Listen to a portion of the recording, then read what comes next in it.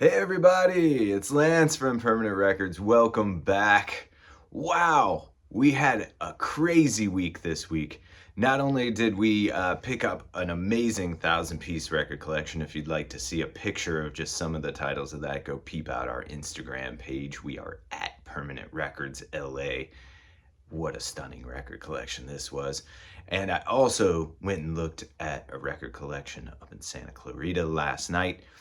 Before that, I bartended the Shudder to Think show yesterday afternoon. They played 2 sets here, which was a huge one for me personally. They reunited and tapped us to host their first couple shows back. And the 19-year-old Lance was screaming inside with delight. As many of you already know, I was a huge Discord fan coming up.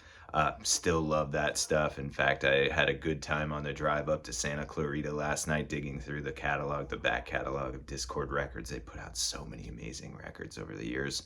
Everything from the early days of Teen Idols and Minor Threat and SOA and all that stuff, all the way up to more modern indie rock stuff that's like a world apart from their early days, the origins, but such great music.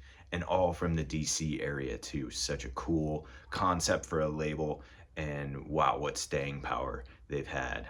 If you've never heard Shudder to Think, just go check out the track Hit Liquor off of their major label debut. They got signed in the mid 90s to Epic Records, one of the few bands on Discord to end up on a major label. They ended up, touring with, they were on Epic with Rage Against the Machine, so they played with Rage Against the Machine a bunch of times. That one notorious show at the 930 Club in DC and so on and so forth. But anyway, I won't go too deep into that. That show was just so incredible that I can't possibly just not mention it right here in this video. Still kind of flying high from that one. And yeah, earlier in the week we hosted a show with this guy right here, Guy Blakesley from Entrance. Yesterday I found out, I had no idea that Guy, he's from the Baltimore area, I think Annapolis or something like that. He played a Moss Icon and Convocation of, 2 other bands that I was listening to right around the same time. I was listening to Shudder to Think a lot. And anyway, many years later, in 2004 or 2006, when this record came out, I can't read that, I don't have my glasses on. 2006, this record came out, blew my freaking mind.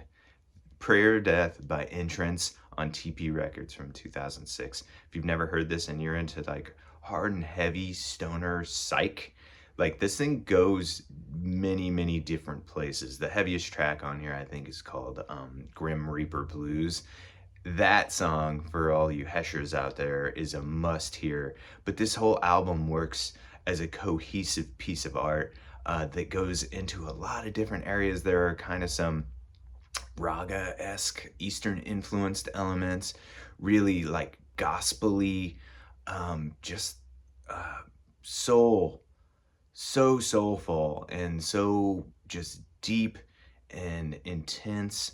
I just never, like, I was listening to this record a lot back in 2006 and in the years since then, and until I saw Entrance, Guy is performing as Entrance again after an accident which caused him to perform acoustically, instrumentally for many years. He's singing again, and wow, what an incredible performance that was. So anyway, what an incredible week it's been here at the Permanent Records Roadhouse. I'm exhausted from all the fun we've been having, so but what a good problem to have, right?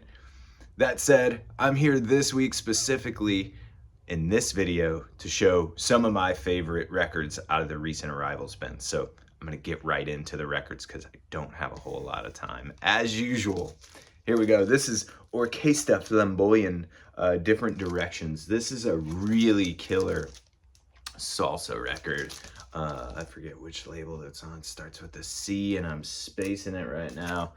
Anyway, this record, we don't get a lot of really great like heavy hitting salsa records, and I highly recommend checking this one out. It's really good. I threw this record on the other day. This is a beautiful copy. It plays flawlessly. It's basically near mint, still in the shrink, as you can see.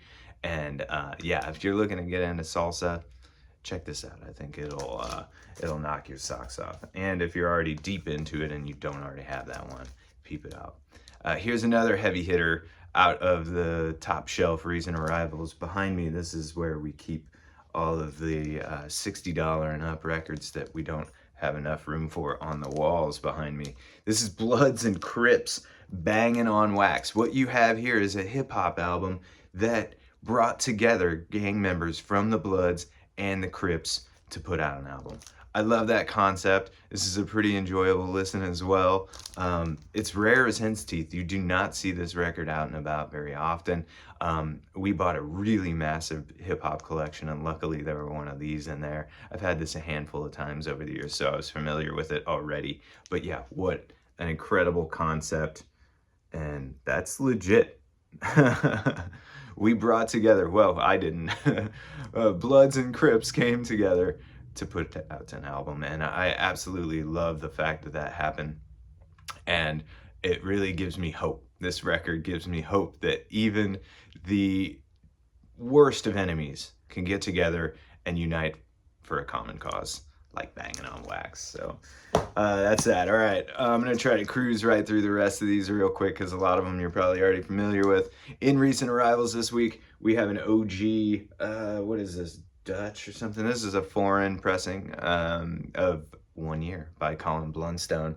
If you don't know this already, Colin Blunstone was the front person and singer, lead singer for the Zombies, the quintessential UK pop psych group.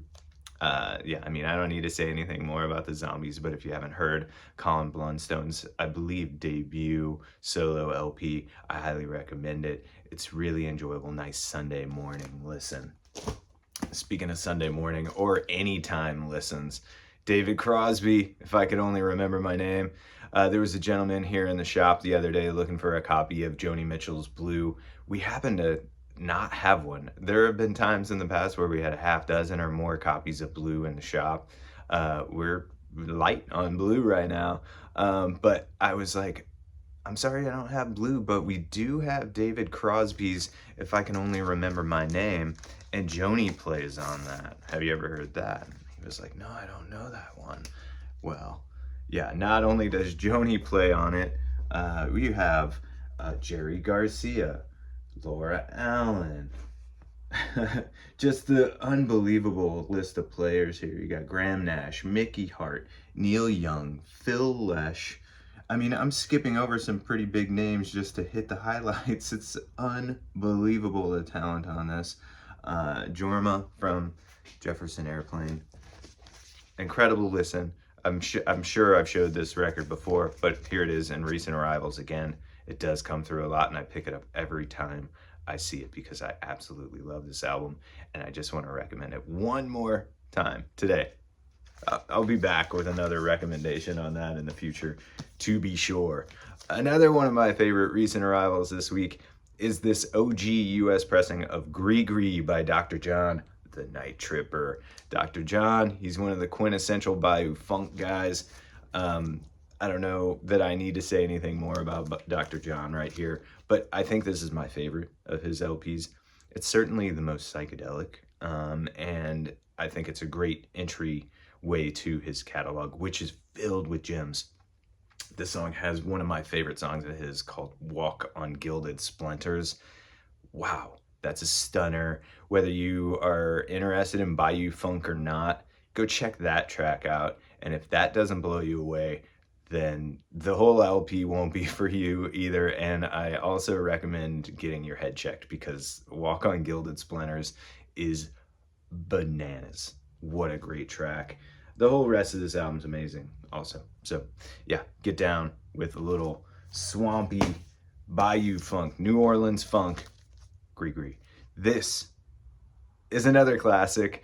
For those who know, it's a classic. Red by King Crimson. This is an 80s King Crimson record. I think it's from 81, if I'm not mistaken. I'm tripping. It's from 74. That's hilarious. They did do records into the 80s, but Red is a lot earlier than I thought it was. 74, wow, that's unbelievable. I always file this in my mind as a much later release than it is. So it's not as surprising how good it is. It's absolutely stunning and heavy, super heavy, and a little less proggy in the traditional sense than in the Court of the Crimson King or like Larks or Islands. It actually remains propulsive the whole time, and I think it's like more of a proto-metal record than it is a proggy one, but it is a really unique sounding album. You have to hear Red by King Crimson from 1974. Man, I can't believe I flubbed that up.